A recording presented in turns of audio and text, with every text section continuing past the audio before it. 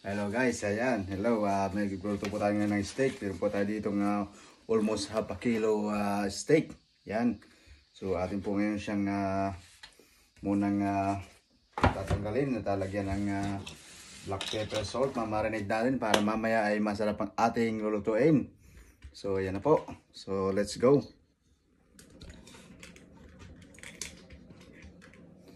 Yan.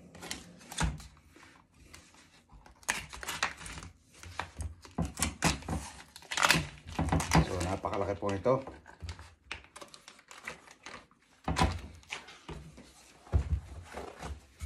Atin siyang idadry.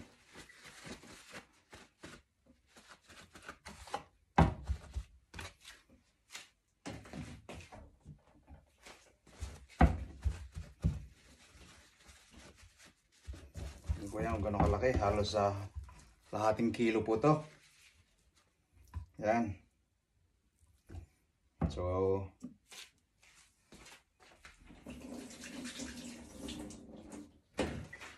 yan po natin siya ng salt.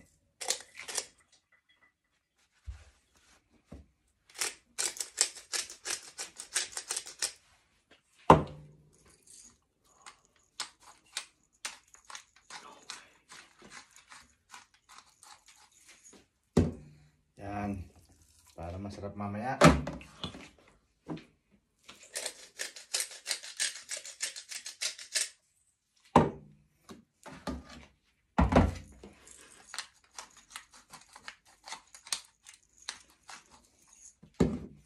So ito na po ito, para ready na po siya mamaya.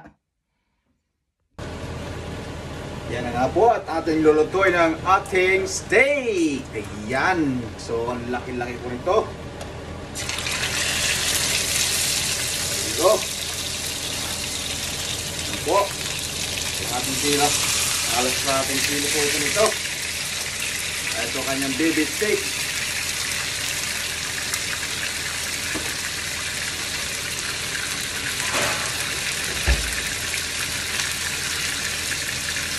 Ayan na, sarap na ito.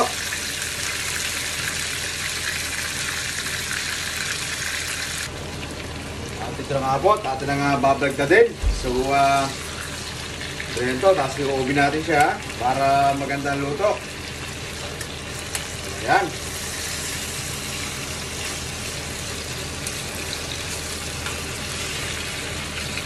Oo, sumarap na po ito, sumarap na.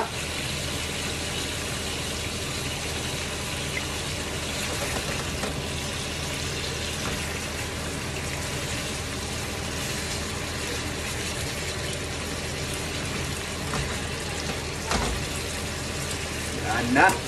Sarap na po ito mamaya. So, yan lang. Kaya talaga tayo mamaya ng butter. Lagyan nila natin siya ng konting mixed herbs.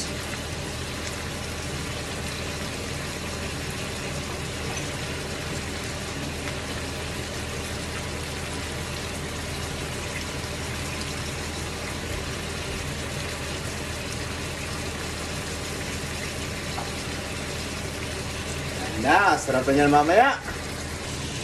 Yan, at magaluto din po tayo ng mushroom para sa ating steak. So, lagyan natin siya ng mushroom.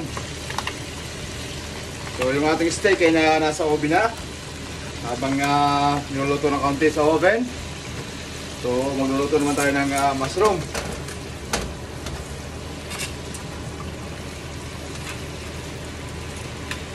Siyempre, sarap din pag may kamatis. Yan.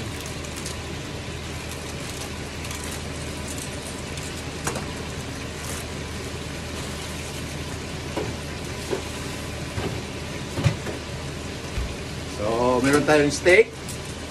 Meron tayong mushroom garlic at kamatis. Siyempre, meron din tayong chips sa side mamaya. So, masarap to. Masarap. So, ganito lang po to. Ganito lang. Kaysa pupunta kayo sa restaurant na napakamahal sa restaurant. At hindi pa po ganito kadami ang portion. Yan. Sarap po yan mamaya.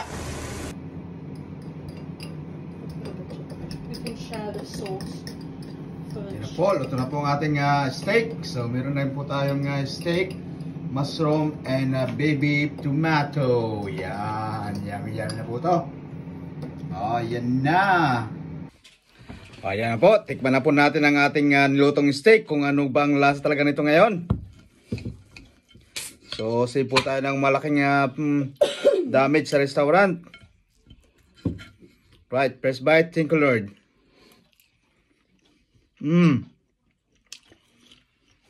Oh yeah.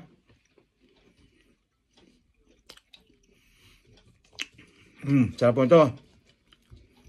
Meron tayong plum tomato, baby tomato.